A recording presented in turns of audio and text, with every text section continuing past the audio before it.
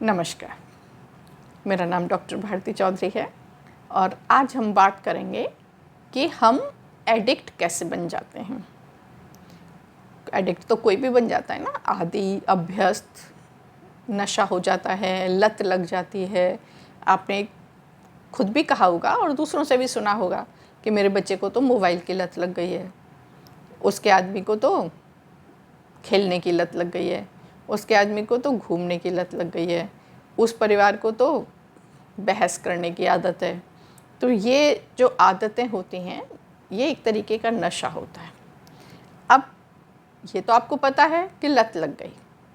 अब हम लोग ये भी बता देते हैं कि उसको छुड़ाया कैसे जाए, है ना। अब कहने में और करने में बहुत अंतर होता है। मैं 2 मिनट में कह दूँगी कि ऐसे काम करिए और बच्चे का मोबाइल लेके रख लीजिए और छोड़ देगा, वो मत दीजिए उसे, उसको दूसरी जगह एंगेज करने की कोशिश करिए। लेकिन बात इतनी सहज नहीं होती, इतनी सरल नहीं होती।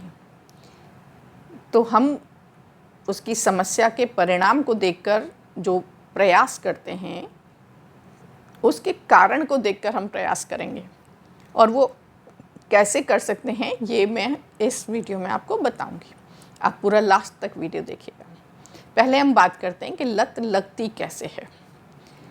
अब जो भी चीज़ मार्केट में नई आती है और हमारे पास में नहीं होती है, तो हम क्या करते हैं, उसको लेने की कोशिश करते हैं। आपने देखा होगा, जिन लोगों को टीवी देखने का शौक़ होता है, तो वो महिलाएं कोई भी नया सीरियल आता है तो उसे देखना शुरू करती हैं जिज्ञासावश। उनको जिज्ञासा होती है कि देखें इसमें कहानी कैसी है, किस तरीके के किरदार हैं। उसी तरीके से बच्चों को घर में कोई नई साइकिल आए, मोटरसाइकिल आए, कार आए, मोबाइल आए, तो जिन बच्चों की पहुंच से वो सारी चीज़ें बाहर हैं, वो बच्चे उसे सीखने की कोशिश करते हैं जिज्ञासावश कि ये कैसी लगती है। युवा जो होते हैं, उनके सामने कोई सिगरेट पी रहा है तो उनके मन में जिज्ञासा उठेगी कि लोग इसे क्यों पीते हैं, इसका स्वाद कैसा होता है। उसी तरीके से कोई किसी युवा व्यक्ति के सामने, किसी बच्चे के सामने कोई शराब पी रहा है तो उसको लगेगा ये व्यक्ति रोज़ इसको पीता है, इसका टेस्ट कैसा होता होगा, इसका असर कैसा होता होगा। वो उसकी सिचुएशन को भी देखेगा कि ये जब गुस्सा होता है तो पीता है, या ये जब दुखी होता है तो पीता है, या ये जब खुश होता है तो पीता है। तो ऐसे जो समाज में दृश्य देखने को मिलते हैं बच्चों को, बड़ों को, जो भी इससे अलग होते हैं, जिनके लिए वो काम नया होता है, जिसे वो पहली बार देख रहे होते हैं या बार बार देखते रहते हैं।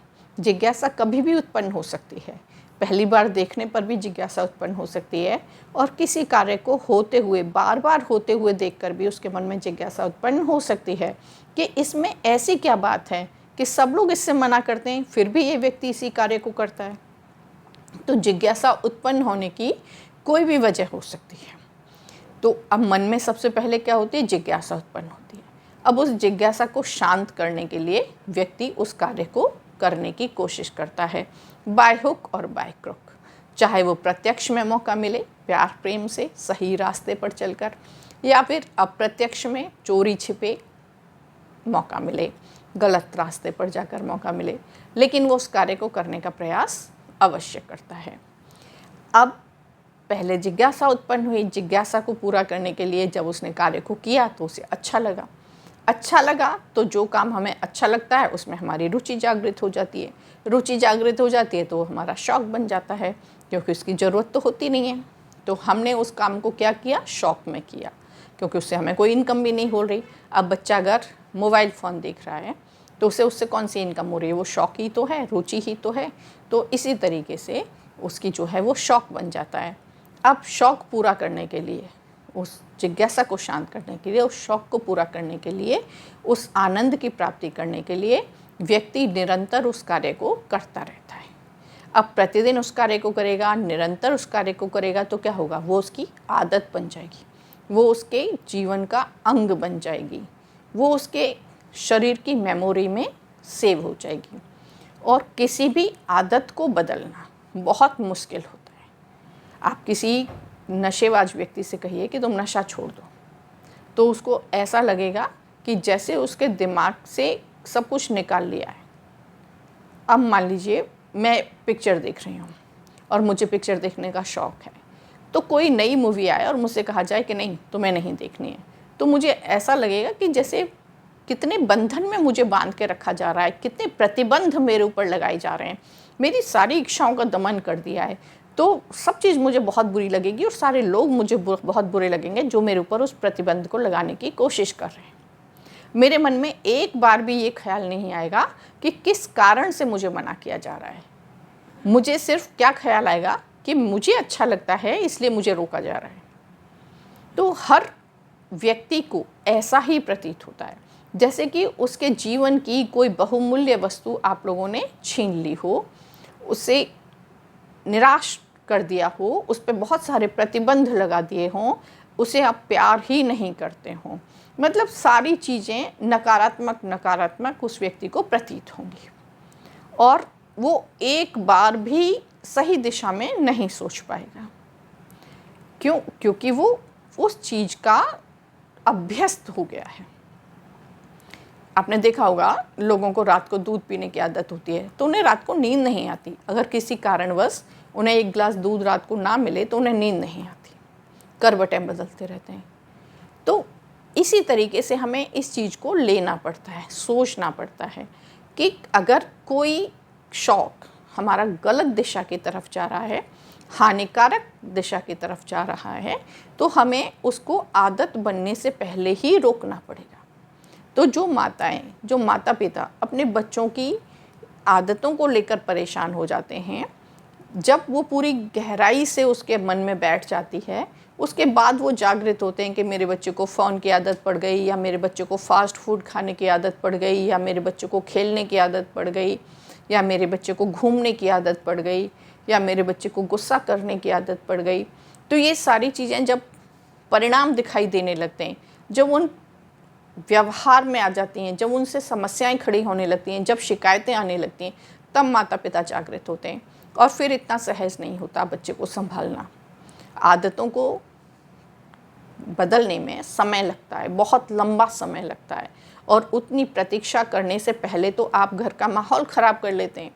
बच्चे में और दुनिया भर की जो बातें हैं वो उसके दिमाग में बैठ जाती हैं। रोज़ाना डांटेंगे, उसे मना करेंगे, परेशान करेंगे तो नहीं छूट पाएगा, नहीं छोड़ पाता है। और यही कारण होता है कि माता पिता बहुत प्रयास करने के बाद भी बच्चे की आदतों को नहीं बदल पाते हैं। बड़े लोगों की भी आदतें नहीं बदलती हैं। बड़े लोग तो समझदार होते हैं, वो खुद से अपनी आदत को बदलना चाहते हैं, लेकिन फिर भी नहीं बदल पाते हैं क्योंकि वो इतनी गहराई से बैठ जाती है और ऐसा लगता है जैसे कि वो कार्य उसे बुला रहा है।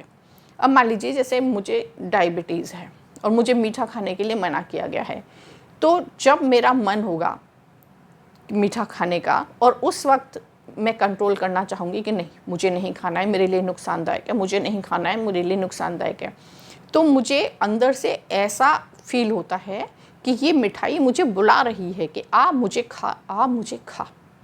तो एडिक्शन वाले व्यक्ति को भी ऐसा ही प्रतीत होता है कि जैसे कि उसकी ज़िंदगी से बहुत बड़ी बात हो गई हो, बहुत जैसे उसके शरीर का कोई अंग ही निकाल लिया हो, या उसके जीवन का सारा रस ही ख़त्म हो गया हो, या सब कुछ नष्ट हो गया हो। तो ये इस स्थिति से बचने के लिए हमारा दायित्व बनता है कि हम सबसे पहले जब जिज्ञासा उत्पन्न होती है, जब शौक़ बनता है, उस शौक़ की स्थिति में ही हम उसे डाइवर्ट करें, उसको लिमिट में रखें, एक सीमा निर्धारित करें और ये रियलाइज़ कराएं कि हर कार्य को करने का एक निश्चित समय होता है। उससे ज़्यादा अगर आप करोगे तो वो हानिकारक होगा। अन्यथा जो समस्याएं दैनिक जीवन में हम लोग फेस करते हैं वो ऐसे ही चलती रहेंगी, हम उसका कोई समाधान नहीं कर पाएंगे। तो जैसे मैंने कहा कि पहले जिज्ञासा उत्पन्न होती है, फिर वो शौक़ बन जाता है, फिर आनंद आने लगता है, फिर उसका अभ्यास किया जाता है और निरंतर अभ्यास करने के कारण वो आदत एक लत बन जाती है और एक जुनून सवार हो जाता है, और इसी को हम एडिक्शन कहते हैं। इससे बचने का केवल एक ही उपाय है कि स्टार्टिंग में ही उस चीज़ को रोका जाए, उसकी समय सीमा निर्धारित की जाए। अन्यथा बहुत लंबा समय लगेगा और बहुत कठिनाई से व्यक्ति अपने आप को कंट्रोल कर पाएगा, अन्यथा संभव नहीं होता है। धन्यवाद। मेरा नंबर है 9897259147।